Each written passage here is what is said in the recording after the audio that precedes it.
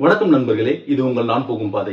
இன்னைக்கு நாம சிறுத்தை சிவா இயக்கத்துல தேவிஸ்ரீ பிரசாத் மியூசிக்ல சூர்யா நடிப்புல வெளிவந்திருக்க கங்குவா படத்தை பத்தி தான் பார்க்க போறோம்.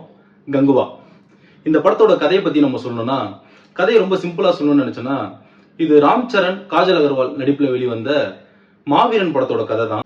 மாவீரன் படத்துல ராம் சரண் காஜல் அகர்வால கடந்த காலத்துல இறக்குற மாதிரி ஒரு சூழ்நிலை உருவாயிடும்.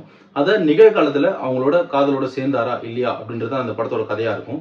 இந்த கங்குவா படத்துல கடந்த காலத்துல ஒரு பையனை காப்பாத்தணும்னு வாக்கு கொடுத்திருப்பாரு. அந்த வாக்கை காப்பாற்ற முடியாம போயிடும். நிகழ்காலத்துல அந்த பையனை காப்பாற்றுறதுக்கான முயற்சியில இருப்பாரு. அதுதான் இந்த படத்தோட கதையாவே இருக்கு. இந்த படத்தோட பாசிட்டிவ் அப்படின்னு பார்த்தோம்னா, காஸ்டியூம், ஆர்ட் ஒர்க், மேக்கப் இது எல்லாமே 100% ஒர்த்தியான ஒரு விஷயம். ரொம்ப நல்லாவே பண்ணியிருக்காங்க. முக்கியமாக சொல்லணும்னா சினிமோட்டோகிராஃபி நல்லா பண்ணியிருக்காங்க. நிறைய இடத்துல அந்த விஷுவல் எஃபெக்ட்லாம் ரொம்ப சூப்பராக இருக்குது. விஎஃப்எக்ஸ் சூப்பராக பண்ணியிருக்காங்க.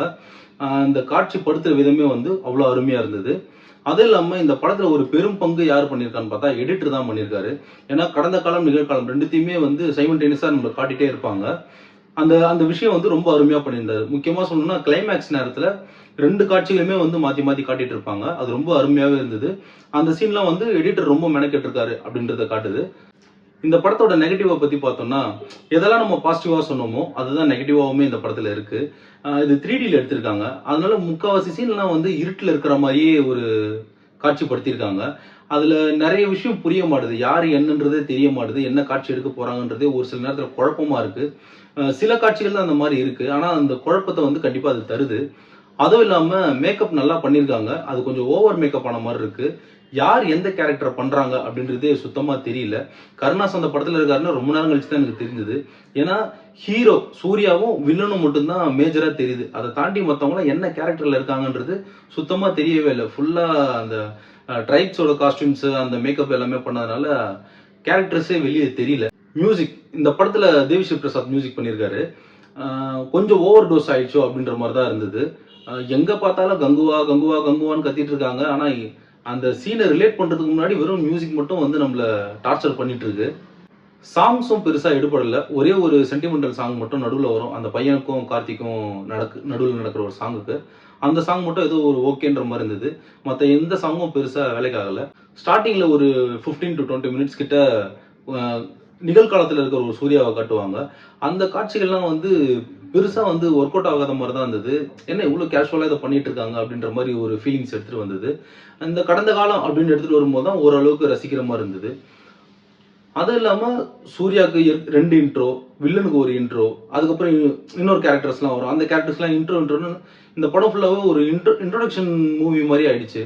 கதைக்குள்ளே போகாமல் ஒரு கேரக்டர் டிஸ்கிரைப் பண்ணுறதுலேயே அவங்க நிறைய கான்சன்ட்ரேட் பண்ணிட்டாங்களோ அப்படின்ற மாதிரி இருந்தது.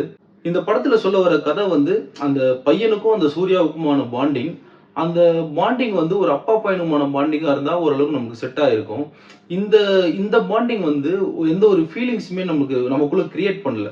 நம்மள இந்த பையனை காப்பாற்றணும் அப்படின்னு நமக்கே தோணலை மாதிரி தான். கதையா இது வலுவா இல்லை.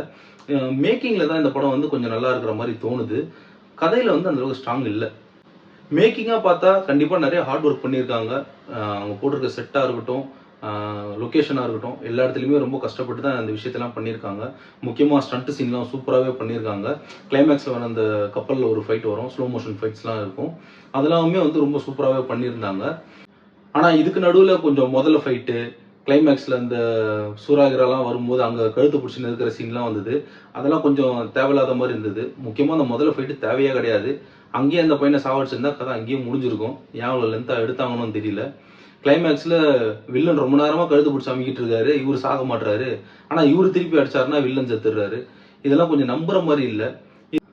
சூர்யாவோட ஹார்ட் ஒர்க் தான் இந்த படத்துல ஹைலைட்டாக போயிட்டு இருக்கு.